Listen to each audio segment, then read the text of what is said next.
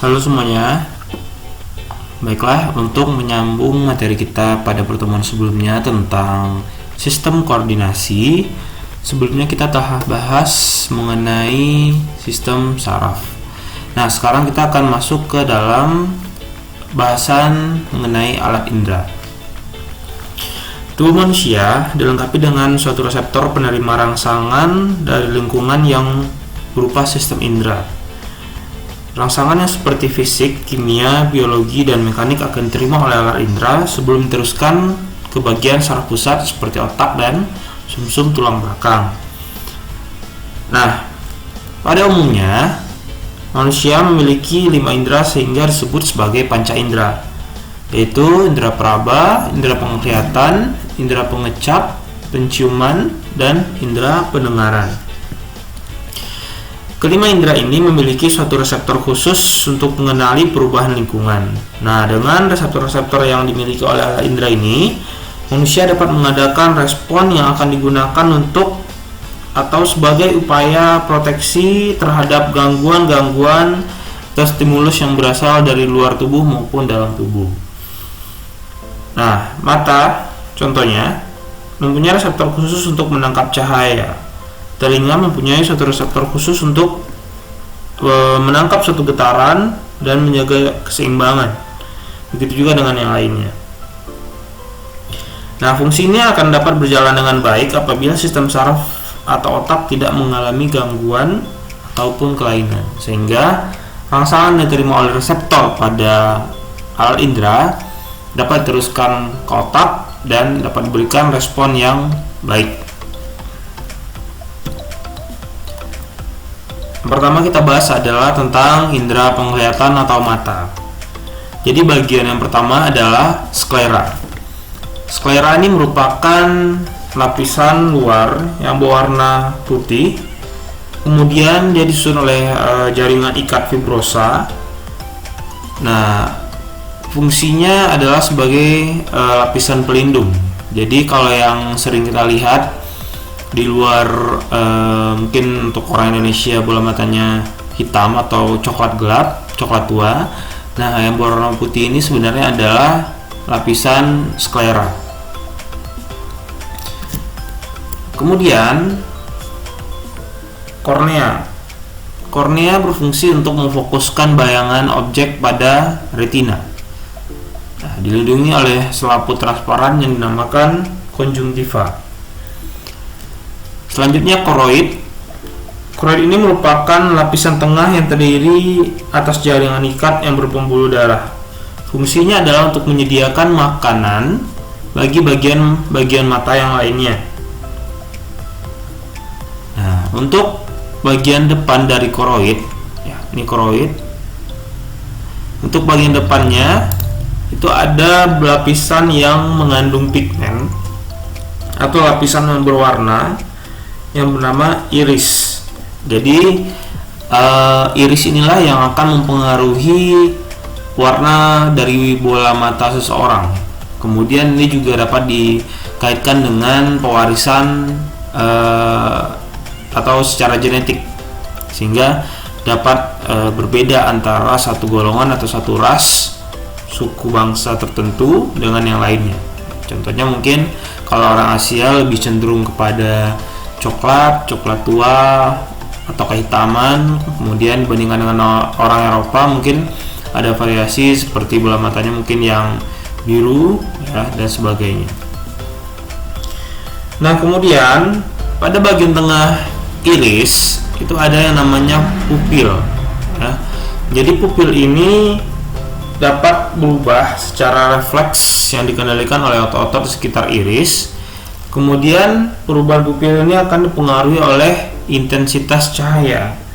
Jadi apabila mata menangkap cahaya yang sangat terang, pupil akan mengecil atau mengalami kontraksi.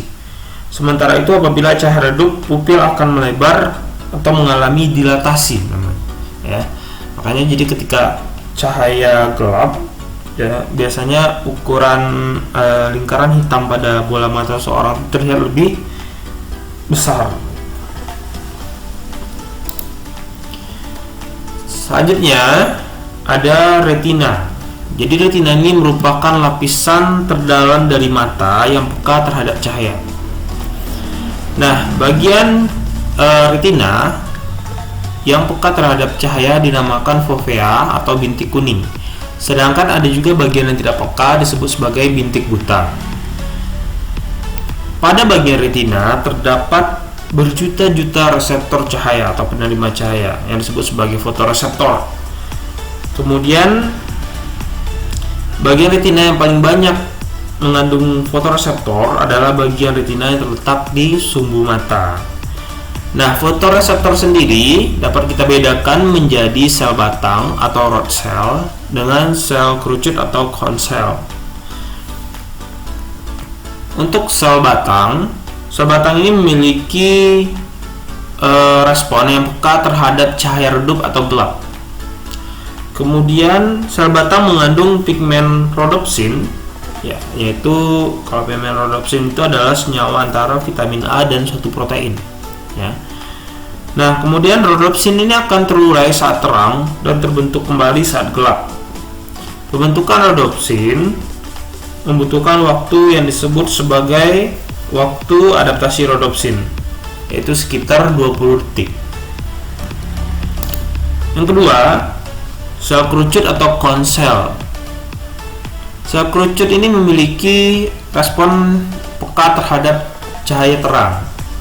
Kemudian berbeda dengan sel batang, sel kerucut mengandung pigmen iodopsin, yaitu senyawa antara retinin dan opsin. Kemudian sel kerucut dibedakan menjadi 3 macam berdasarkan kepekaannya terhadap warna tertentu.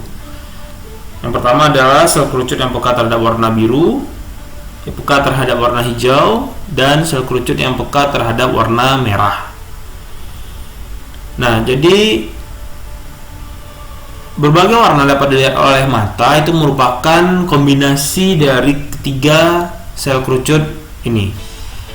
Kemudian apabila terjadi kerusakan terhadap salah satu saja sel kerucut, ini dapat menyebabkan seseorang mengalami buta warna.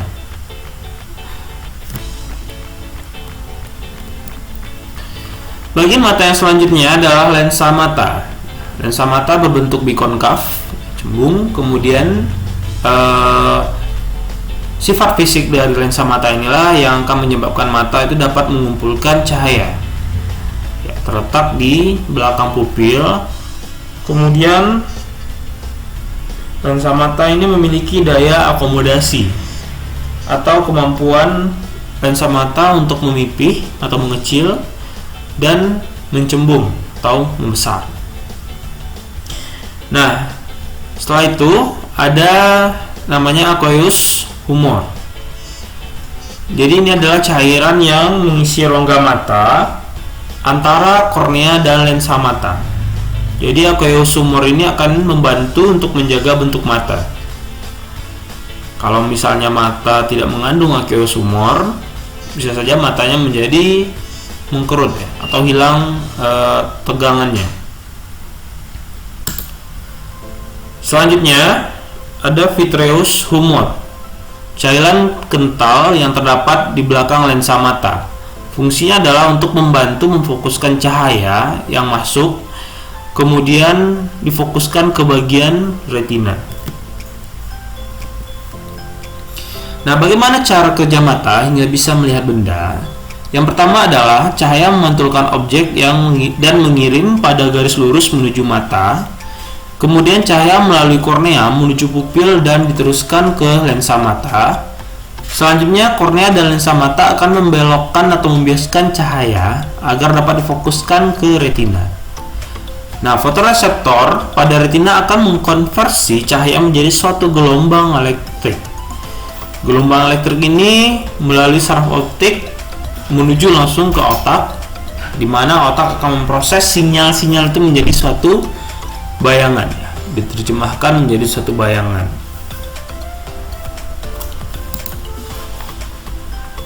Selesai kita membahas tentang indera penglihatan, selanjutnya kita akan masuk ke indera pendengaran atau telinga tentunya. Jadi telinga merupakan alat pendengaran yang mempunyai reseptor khusus untuk mengenali gelombang bunyi. Bunyi adalah hasil dari getaran suatu benda, akan tetapi tidak semua getaran yang menghasilkan bunyi dapat kita dengar. Jadi hanya bunyi pada frekuensi tertentu saja yang dapat didengar oleh telinga manusia, yaitu berkisar dari 20 sampai 20.000 Hz. Selanjutnya bagian telinga itu dapat kita kelompokkan menjadi 3 bagian ya, yaitu telinga luar, tengah, dan dalam. Fungsi telinga luar ya, secara umum adalah untuk menangkap gelombang bunyi yang datang. Kemudian pada bagian tengah ini merupakan jalur untuk meneruskan gelombang ke telinga bagian dalam, dan bagian dalam adalah untuk menerima rangsangan dan meneruskannya ke otak. Pertama kita bahas telinga bagian luar. Jadi telinga bagian luar ini terdiri tentunya atas daun telinga, lubang telinga, selaput gendang telinga, dan saluran telinga. Nah, dinding saluran dapat menghasilkan satu minyak yang bernama serumen. Jadi serumen ini berfungsi untuk membunuh kuman karena bersifat asam. Nah, sehingga juga karena dihasilkannya suatu cairan atau minyak ini, telinga juga dapat terjadinya penumpukan kotoran pada telinga gitu ya. Jadi kotoran ini merupakan akumulasi dari minyak yang mencoba untuk menyaring atau menjaga kebersihan dari telinga. Selanjutnya telinga bagian tengah. Telinga bagian tengah ini merupakan rongga berisi udara yang di dalamnya terdapat tulang-tulang pendengaran. Bagian depan ruang timpani dibatasi oleh gendang telinga atau membran timpani, dan bagian belakangnya dibatasi oleh tingkap oval dan tingkap bulat. Nah, jadi kalau kita jabarkan, telinga bagian dalam memiliki 3 bagian utama, yaitu gendang telinga atau membran timpani, sudah disebutkan barusan. Kemudian tulang-tulang pendengaran. Tulang-tulang pendengar tersebut adalah tulang martil atau malleus, tulang landasan atau incus, dan tulang sangkurdi atau stapes. Ketiga tulang pendengaran tersebut akan membentuk suatu rangkaian tulang yang melintang pada telinga tengah dan bersatu membentuk membran timpani. Persatuan antara tulang sangkurdi dengan membran timpani ini akan membentuk tingkap bulat yang akan menutupi telinga bagian dalam. Nah, dari tulang-tulang pendengaran tersebut, gelombang bunyi dapat diteruskan ke telinga bagian yang lebih dalam lagi. Yang ketiga, saluran eustachius adalah saluran penghubung antara ruang telinga dengan rongga faring. Adanya pembuluh ini memungkinkan terjadinya keseimbangan tekanan udara rongga telinga yaitu antara telinga tengah dengan udara luar.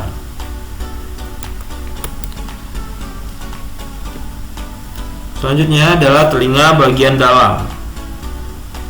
Terdapat 3 bagian utama, yaitu serambi atau vestibulum, 2 saluran setengah lingkaran atau kanalis semisirkularis, yang ketiga rumah siput atau koklea. Untuk serambi atau vestibulum ini merupakan bagian terluar dari telinga bagian dalam. Kemudian yang kedua, kanalis semisirkularis ini terdiri atas 3 saluran yang saling terkait. Fungsinya adalah untuk menjaga keseimbangan. Kemudian yang ketiga, rumah siput atau koklea. Pada bagian rumah siput atau koklea, di dalamnya inilah terdapat organ korti yang mengandung sel-sel reseptor telinga untuk menangkap gelombang suara atau bunyi.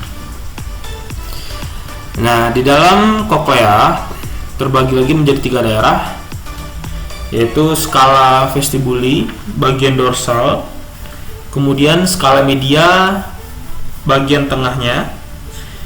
Jadi organ korti akan tersusun pada bagian dari skala media organ korti ini atau koklea ini. Kemudian skala timpani bagian ventral. Nah, bagaimana cara kerja dari telinga hingga bisa mendengar suatu bunyi? Yang pertama, suara ditangkap daun telinga dan diarahkan melalui saluran telinga. Getaran suara ditangkap gendang telinga dan diteruskan ke telinga tengah. Kemudian getaran diteruskan oleh tulang sangkurdi ke rumah siput atau koklea. Rumah siput akan menghantarkan getaran melalui cairan yang memenuhi rumah siput sehingga dapat ditangkap oleh sel-sel saraf rambut getar dalam rumah siput. Sel-sel saraf rambut getar di rumah siput akan menghantarkan sinyal listrik akibat getarannya ke saraf pendengaran. Kemudian saraf pendengaran menghantarkan sinyal listrik ke otak. Selanjutnya otak akan menerjemahkan sinyal listrik sebagai sensasi bunyi. Kita masuk ke indera peraba atau kulit. Jadi sebelumnya kita telah bahas struktur dari kulit di bab sistem ekskresi. Jadi untuk indera kita akan lihat hanya pada bagian sarafnya saja. Untuk indera peraba atau kulit dilengkapi dengan reseptor saraf yang akan peka terhadap suatu rangsangan seperti rasa sakit, tekanan, dan sentuhan. Nah, jadi rasa atau rangsangan tersebut diteruskan ke otak melalui beberapa ujung saraf yang tertanam di dalam epidermis kulit, ya, atau bagian lebih dalamnya lagi itu bagian dermis. Terdapat 5 ujung saraf. Yang pertama adalah ujung saraf Meissner, yaitu saraf yang khusus untuk merespon rangsang berupa sentuhan atau rabaan. Yang kedua, ujung saraf Ruffini, yaitu saraf yang khusus untuk merespon rangsangan berupa panas. Yang ketiga, ujung saraf Krause, yaitu saraf yang khusus untuk merespon rangsangan berupa rasa dingin. Yang keempat, ujung saraf Pacini, ujung saraf yang khusus untuk merespon rangsangan berupa tekanan. Yang kelima, ujung saraf tanpa selaput untuk merespon rasa sakit atau rasa nyeri pada bagian kulit.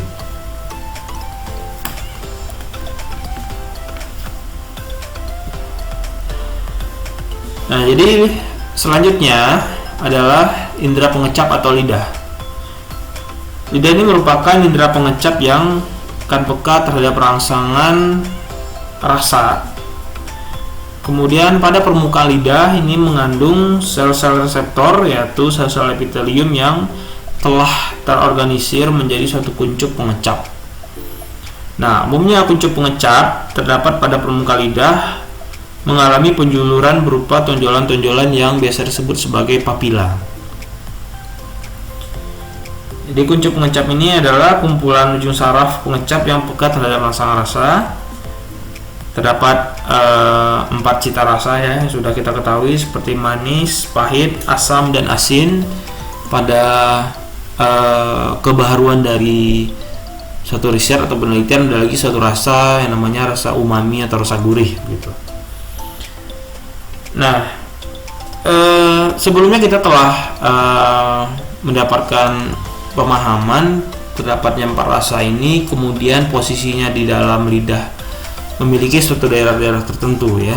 Namun penelitian terbaru menunjukkan bahwa terdapat ribuan sensor yang tersebar pada lidah, sehingga ini tidak menutup kemungkinan bahwa rasa asin atau rasa asam dan seterusnya itu tidak hanya terkoordinasi atau terorganisir pada suatu tempat saja.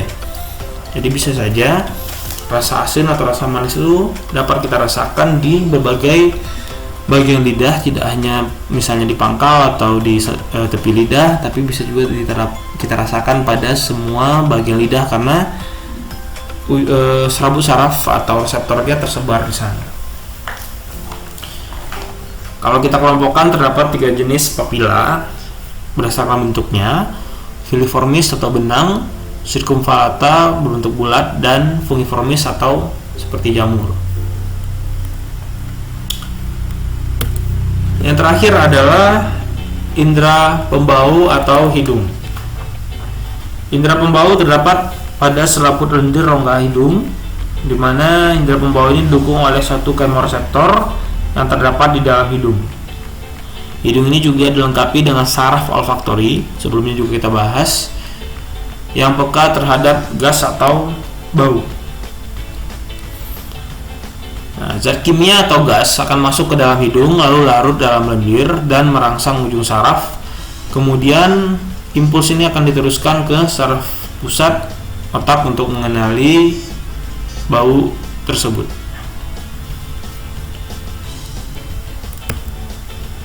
Sekian pertemuan kali ini. Terima kasih sudah menonton. Sampai jumpa di pertemuan selanjutnya.